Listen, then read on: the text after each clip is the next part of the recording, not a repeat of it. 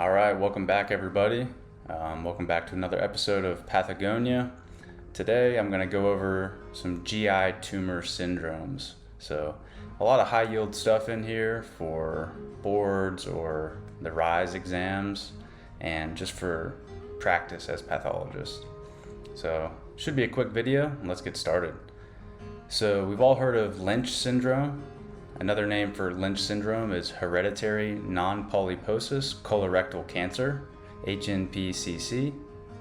And Lynch syndrome is caused by germline mutations with mismatch repair enzymes, or MMR enzymes.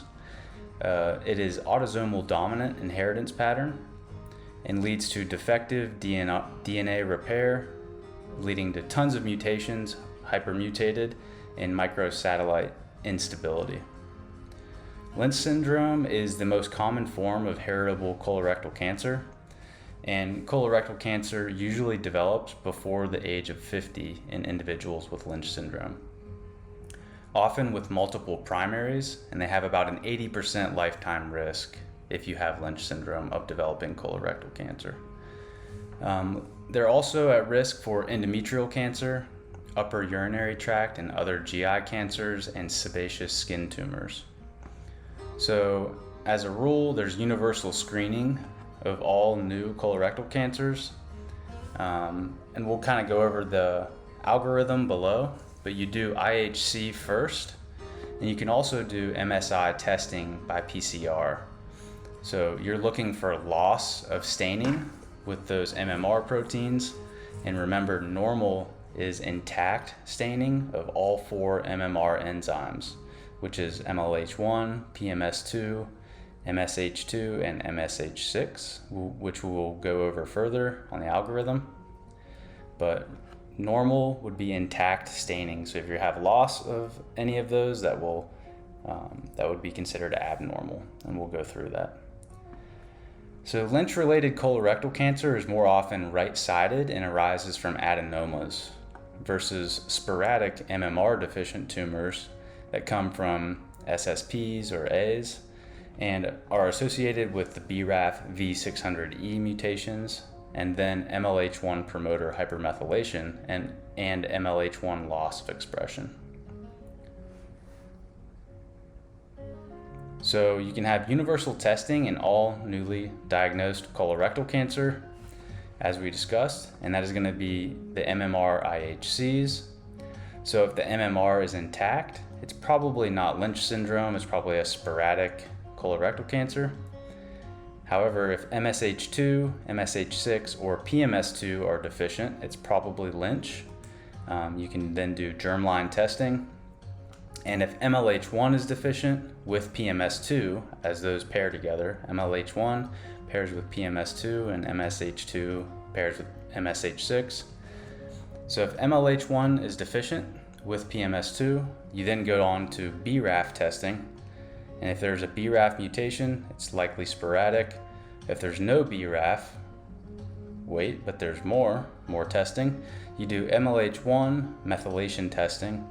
If there is methylation, it's probably sporadic. And if there's no methylation of MLH1, then it's probably Lynch. So certainly an algorithm to review, study, kind of complex. There's a lot of twists and turns, but good to be aware of. And note, DNA polymerase, or POL, E and delta mutations can result with a similar clinical phenotype.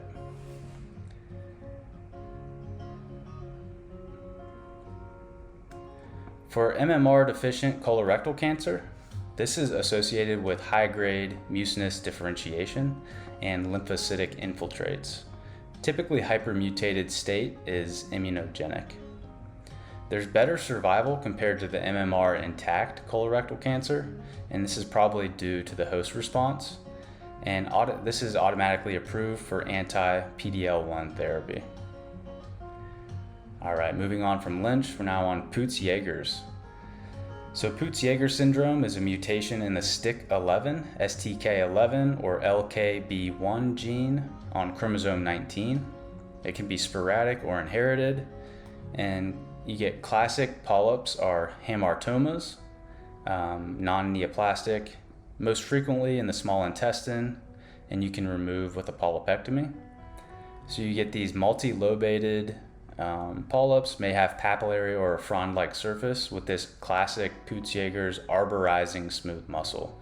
So this is a classic picture that they'll often show, and this is what Peutz-Jeghers polyps commonly look like. Generally, they're cytologically bland epithelium and often pedunculated, leading to an intussusception. And with Peutz-Jeghers, you can also see mucocutaneous melanotic macules on the lips or oral mucosa, and there's increased risk of many different cancers, such as stomach, colon, pancreas, breast, and more, as well as ovarian, SCTATs, Sertoli cell tumors, and cervical adenoma malignum.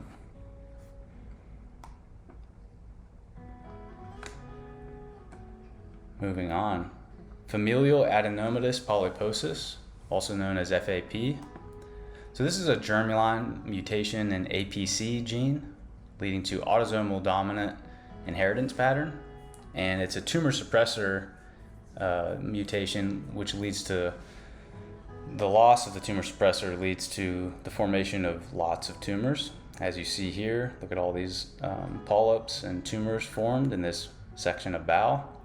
So you can have hundreds of colorectal adenomas carpeting the colon, more often on the left side, and there's almost complete penetrance from a genetic standpoint. And the mean age of colorectal cancer diagnosis for familial adenomatous polyposis is around 40 years. So they often get a prophylactic colectomy in their 20s. FAP patients are also at risk for duodenal and gastric adenomas, with less cancer risk though, and they need to undergo regular surveillance, upper endoscopies as well.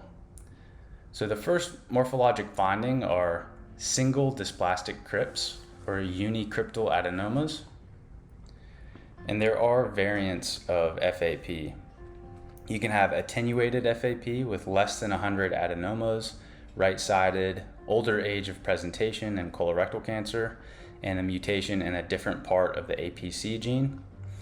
You can have Gardner syndrome, which is FAP with prominent extraintestinal manifestations, including desmoid tumors, osteomas, epidermoid cysts, papillary thyroid carcinoma, and classically the cribriform morular variant of papillary thyroid carcinoma, as well as nasopharyngeal angiofibromas. And then another variant you can have, this is Turcotte's without the N, so Turcotte's or Turcot syndrome. And this is a glioma polyposis syndrome where you have FAP with brain tumors, usually a medulloblastoma.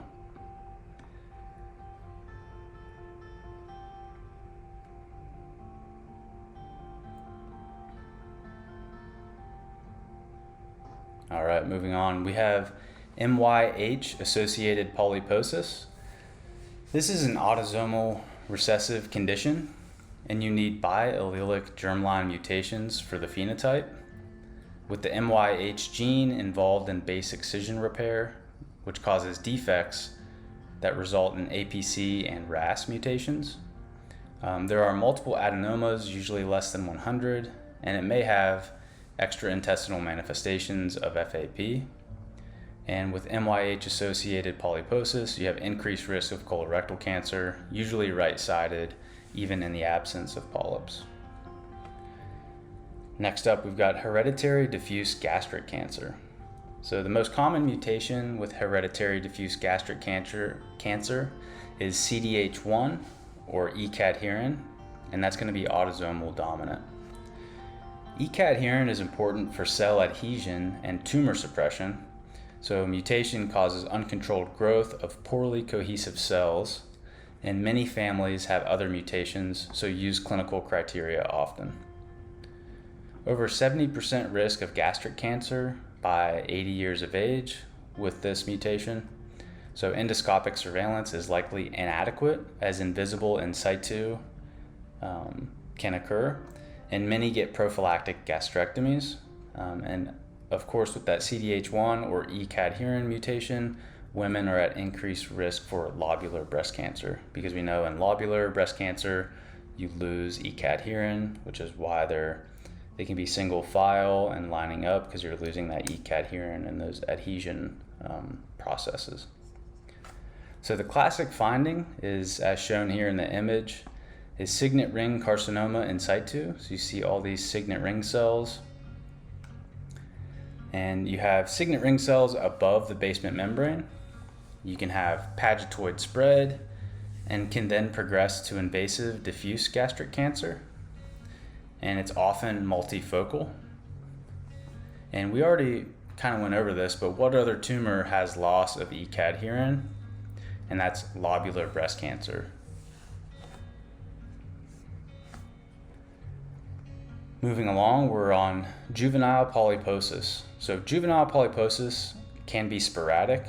It's much more common, especially if few or hereditary.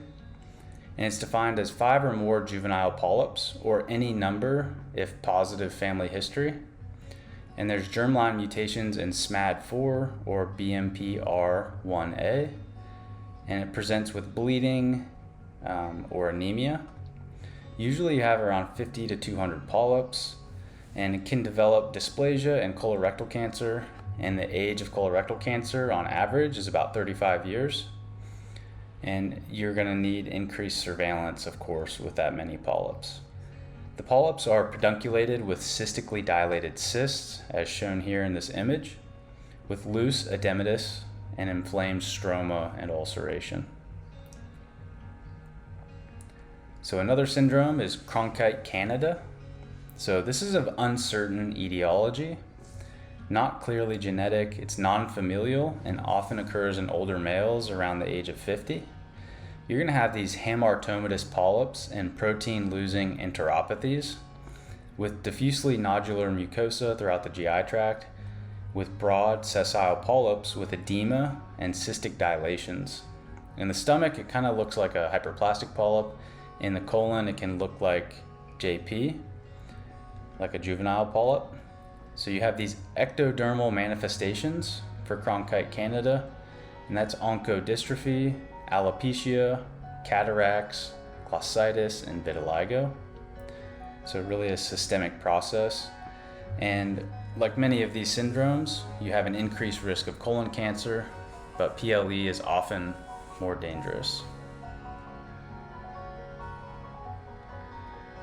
All right, next up we've got Cowen Syndrome. So this is a mnemonic or a picture I've seen around on the internet or Twitter. And for Cowen, you can think of this cow because it has a bow on. So it has, for uterine cancer, you can think of thyroid cancer as it has this bell around its neck. And then for the udders, you can think of breast cancer.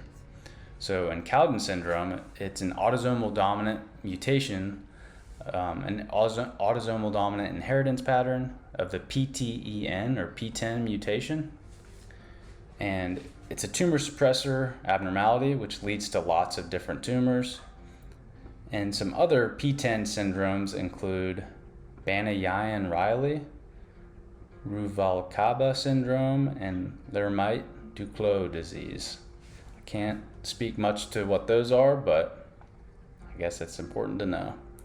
So with Cowen syndrome, you get multiple hamartomas of the mouth, the GI tract, thyroid carcinoma, usually follicular, breast cancer, and endometrial cancer. You can also get tricholamomas, or the mnemonic to remember that with Cowen syndrome is tricholamumus, is how I've heard of it, because cow and moo. You can also get lipomas in Cowen syndrome, as well as in the esophagus. You can get glycogenic acanthosis, and in the stomach, you can get polyps that often resemble hyperplastic polyps. In the colon, you have stroma-rich polyps with cystically dilated glands, which can mimic juvenile polyps and can contain adipocytes in the lamina propria, relatively unique, and you can get ganglioneuromatous polyps as well. So a lot of things can happen in Cowen syndrome. It's a good one to be aware of, very testable. All right, and we're gonna finish up with a little algorithm. It's a game. Is it a hamartoma? So let's say you have a polyp with epithelial hyperplasia, dilated and distorted glands, lamina propria edema, and chronic inflammation. So first question you want to ask is, does it have a prominent smooth muscle component? Let's say it does, so yes. It does have a prominent smooth muscle component. Does it have arborizing smooth muscle wisps in the lamina propria, or lobular configuration of the glands? And we remember from earlier that arborizing smooth muscle, if it does have that, that's going to cue us in. It's probably a Peutz-Jeghers polyp. However, if it's lacking that, are there any cell types present, such as adipocytes or nerves? If there is, it could be Cowen Syndrome or a hamartomatous polyp, and you would consider Cowen Syndrome. If there aren't any other cell types present, it could be nonspecific, a hamartoma versus just hyperplasia. The differential diagnosis would include hyperplastic or inflammatory polyps, prolapse polyp, juvenile polyp, etc. So let's go back to the beginning. Does it have a prominent smooth muscle component? Let's say no. So are there other cell types, adipocytes or nerves, for example? Let's say no. Does the background mucosa show gastritis or intestinal metaplasia? If yes, it's most likely a hyperplastic polyp or inflammatory polyp. If it does not show gastritis or intestinal metaplasia, it's most likely a juvenile polyp or inflammatory polyp, and you may want to consider Keronite Canada syndrome. So ganglion cells and nerves and the adipocytes, as we mentioned, if you see either of these, think Cowen syndrome. And you can confirm these are adipocytes and not air with an S100 IHC. So that's it, just a quick little video, a lot of helpful algorithms and a lot of information to review, very testable, important stuff. So I hope you enjoyed, and thank you very much.